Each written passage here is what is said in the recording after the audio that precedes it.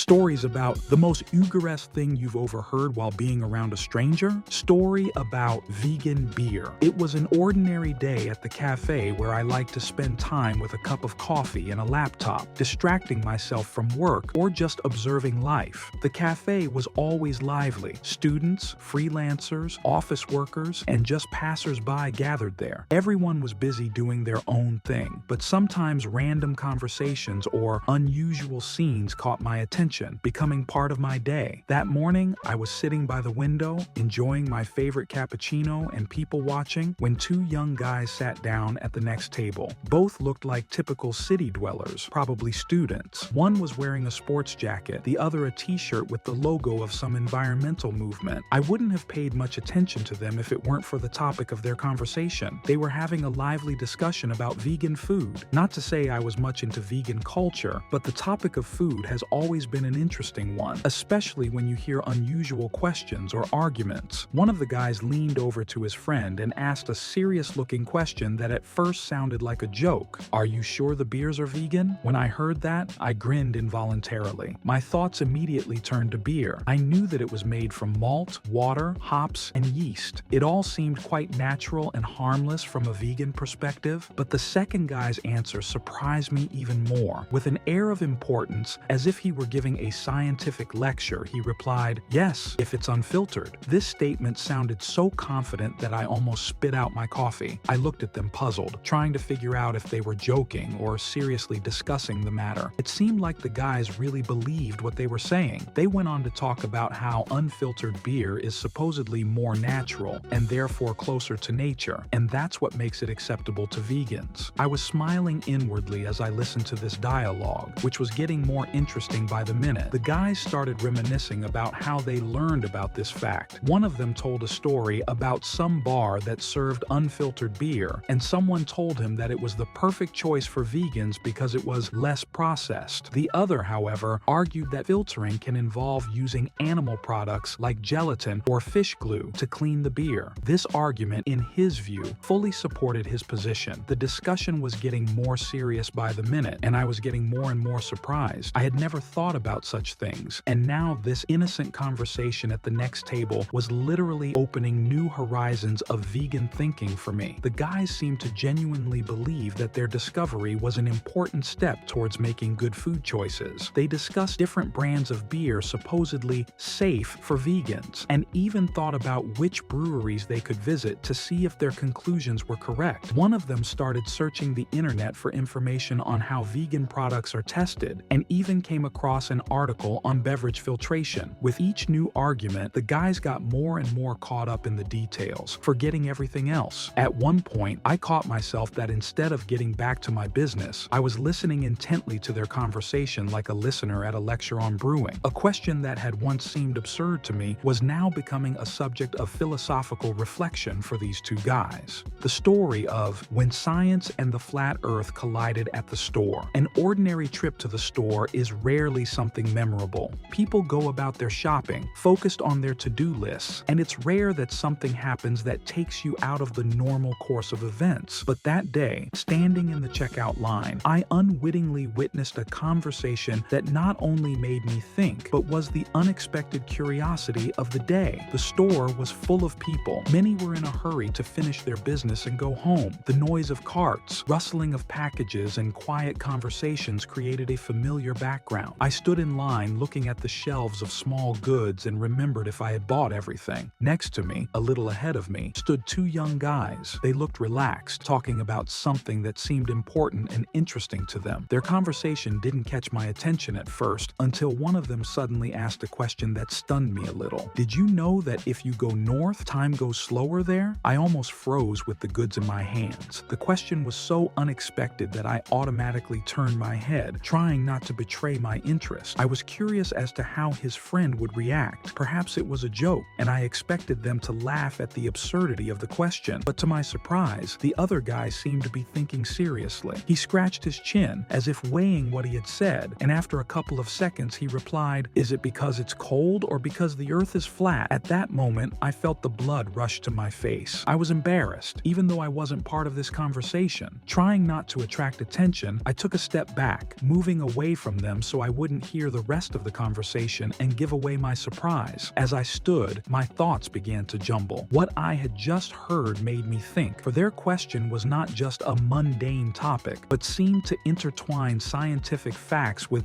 ridiculous misconceptions. I understood that the idea that time flows differently at different latitudes was based on the scientific theory of relativity, but to link it to temperature or the plane of the Earth was completely illogical. However, these guys were discussing it with such seriousness that for a moment it seemed like they were really searching for the truth. I continued to watch from afar as they discussed their theories. One of them suggested that something might be happening in the north, where it's always cold, that slows down all processes, including the passage of time. Could it be that the cold slows down not only the movement of molecules, but time itself? His voice sounded so confident that I could barely contain a chuckle. His friend did not hesitate to pick up the theme and added that everything could be related to the Earth's rotation. What if time flows slower on the edge of the planet, which they thought was flat because of the distance from the center of rotation? This argument sounded like something out of a science fiction movie, but they continued to discuss, tossing around concepts that were difficult for them without thinking about how much it contradicted known facts. With each new assumption they made, I could feel a sense of unease building up. It was like listening to someone's absurd conspiracy theory when everyone around you is silent, but you're inwardly feeling a storm of emotion. The story of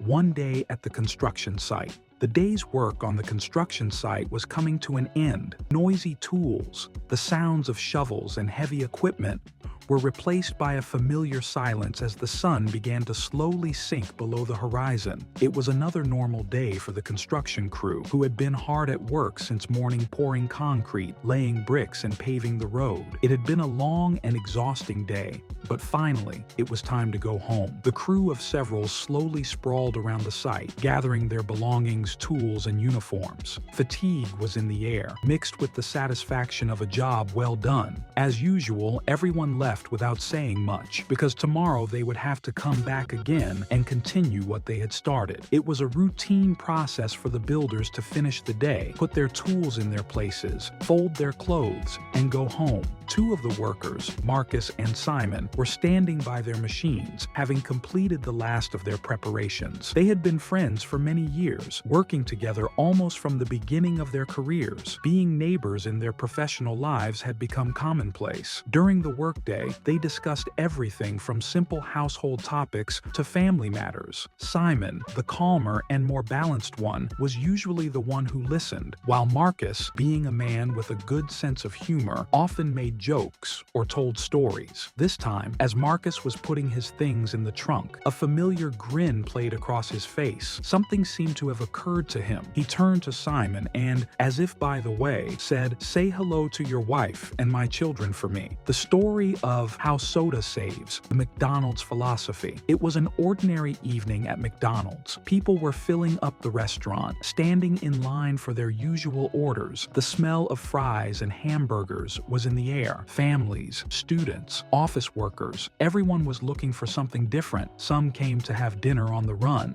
Some just wanted to treat themselves after a long day of work. I stood in line for my standard portion, thinking about what else to add to the order. In front of me, literally one step ahead of me, stood two women, both of large build, talking animatedly about something among themselves. They were standing near the cash register, still undecided about what to order, and were considering options that might suit them. One of them turned to her friend with a slight smile, as if she was about to share a secret. I couldn't help but notice the look in her eyes, confident, even a little sly. It was as if she was anticipating something important she wanted to tell me. "I always get a diet soda," she said, as if it was more than just a beverage preference. Her friend nodded, waiting for her to continue. "Because of that, I can afford to get another large portion of fries," she added with the same satisfied expression on her face, as if she had discovered a formula for success. I almost giggled at those those words but held back, trying not to attract attention. I turned my attention back to the menu, though their conversation had caught my attention. I found the statement both paradoxical and amusing at the same time. The woman truly believed that her choice of diet soda would compensate for her desire to eat an extra serving of calorie-laden food. Meanwhile, the ladies continued to discuss their meals, now more animatedly. They discussed different types of potatoes, sauces, and how the flavor is affected by different combinations of foods. It was obvious that they were frequent guests at such establishments and knew exactly how to get the most out of their order. Like masters of fast food philosophy, they develop their own rules and approaches to the balance between what is healthy and what is pleasurable. Story about warm and cold, an unusual argument between two girlfriends on the beach. It was a hot summer day at the beach. The waves were calmly lapping on the shore, and the cool breeze from the sea brought a salutary relief from the scorching sun. The beach was full of vacationers. Children built sandcastles, young people played beach volleyball, someone basked in the sun, and someone refreshed in the cool water. This day was no different from many other summer days, but each of the beachgoers had their own story to tell. I sat comfortably on my towel, enjoying the tranquility, until the voices of two girls passing by rang through the air. They were walking on the hot sand, discussing something with such heat, as if they were scientists deciding an important scientific argument. Their conversation, which happened to catch my attention, was so extraordinary for such a place that I involuntarily listened. "I tell you, hot water freezes faster," said one of the girls earnestly, in a slightly irritated voice, as if her patience was at an end. Her friend, on the other hand, remained calm, although she clearly doubted what she had said. "Oh, come on, that's bullshit." I smiled slightly. It was an odd conversation for a beach, where the heat had people thinking more about how to cool their drinks than about the physical properties of water, but their argument continued with enviable persistence. The girls stopped nearby, spread out their towels, and continued their discussion. I was an unwitting witness to one of them desperately trying to prove that hot water can indeed freeze faster than cold water, while the other, frowning skeptically, refused to take it seriously. The argument was getting more lively by the minute. The girls were not merely exchanging opinions, they were throwing down arguments, defending their positions, almost as if the fate of a scientific discovery depended on their dispute. One of them seemed certain that she was right. She cited various experiments and facts that she believed confirmed the phenomenon. "It's called the Mpemba effect. Have you heard of it?" she proudly blurted out, convinced that this would be the decisive argument. Her friend, however, was not giving up. "So what? It sounds like some kind of myth." She waved it away, insisting on her opinion that hot water couldn't freeze faster. It defied her logic, and she wasn't about to give in so easily. The argument had been going on for more than 10 minutes, and I was amazed at their persistence. All around, the beach lived its usual life, the laughter of children, the splashing of water, the sounds of joyful shouts. But these two girls seemed to be in a separate world, where their dispute became the center of the universe. Watching them, I couldn't help but notice the irony of the situation. They were sitting on a hot beach arguing about how the water was freezing. The sun was burning mercilessly. The thermometer seemed about to melt from the heat, and they were discussing how hot water can turn to ice. The contrast between the surrounding reality and the topic of their conversation was comical. Story about Italian magic in the air. It was an ordinary Saturday morning in a small cozy town. I decided to go to my favorite pizzeria, where it always smelled like fresh dough and tomatoes, and the aroma of cheese filled the whole room. At this time of day, despite the small flow of people, orders were placed quickly, and everyone was waiting to pick up their freshly baked pizza. The queue was moving slowly, but it didn't bother me. I could think about my own thoughts in peace and be distracted by the atmosphere of the place.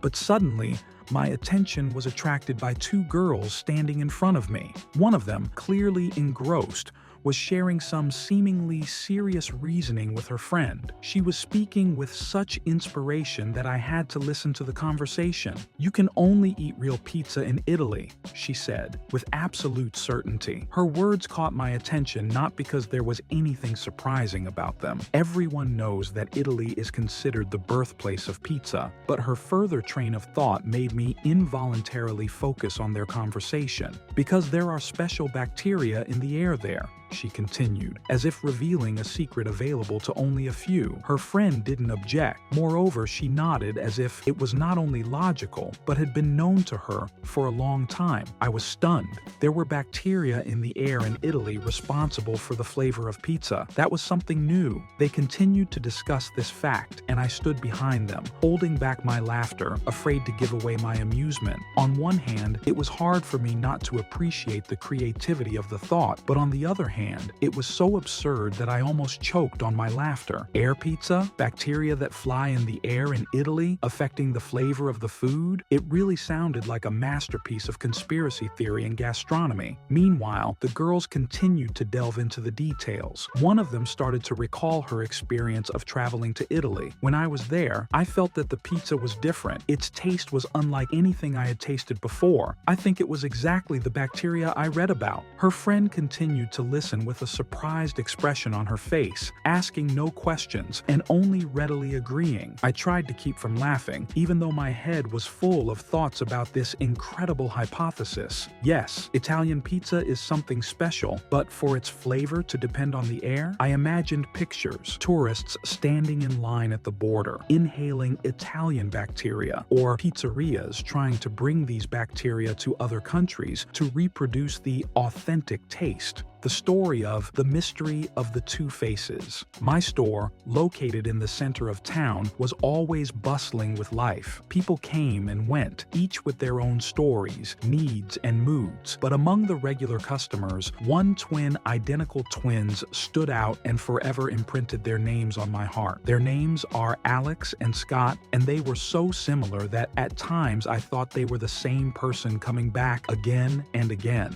They wore the same t-shirts, shorts, and even shoes, and their hair was always neatly styled. Even their facial expressions often matched, and sometimes I wondered how they could match their gestures and mannerisms so harmoniously. Every time they entered the store, the atmosphere was filled with lightness and cheerfulness. The twins always brought jokes and laughter with them. Even when I was in a bad mood, their companionship could cheer me up. It was hard not to notice how they intertwined their thoughts and ideas as if they understood each other perfectly without words. Sometimes they even seemed to exchange glances, as if they were making some invisible confession. The day the funniest incident happened, Alex and Scott walked into the store, as usual, with smiles on their faces and crunchy chips in their hands. I was busy sorting through the new arrival of merchandise when their laughter echoed somewhere behind me. It was the kind of laughter that made you smile even if you didn't know what it was about. I turned around to serve them, when suddenly an older woman behind them in line asked, "You two look so much alike. Are you related?" The question sounded like something she had wanted to ask for a long time, and her interest was genuinely startling. In that instant, it was as if time had slowed down. Alex and Scott looked at each other, and there was something special in their eyes. It was obvious that they were ready for such a question. It was hard to believe that two people so similar to each other could answer differently, but they had apparently honed this moment throughout their lives. With an impassive look that they had undoubtedly honed over the years, the twins simultaneously replied, "Yep, we're cousins." For a moment, everything around me froze. I could not contain my laughter. This play on words, this mastery of reality, made me feel that I was witnessing a little comedy. The old woman looked at them, slightly confused, as if she didn't know how to react to this answer. Apparently, she was expecting something more serious than just a joke about kinship. It was hard to tell if she was disappointed or delighted by their ingenuity.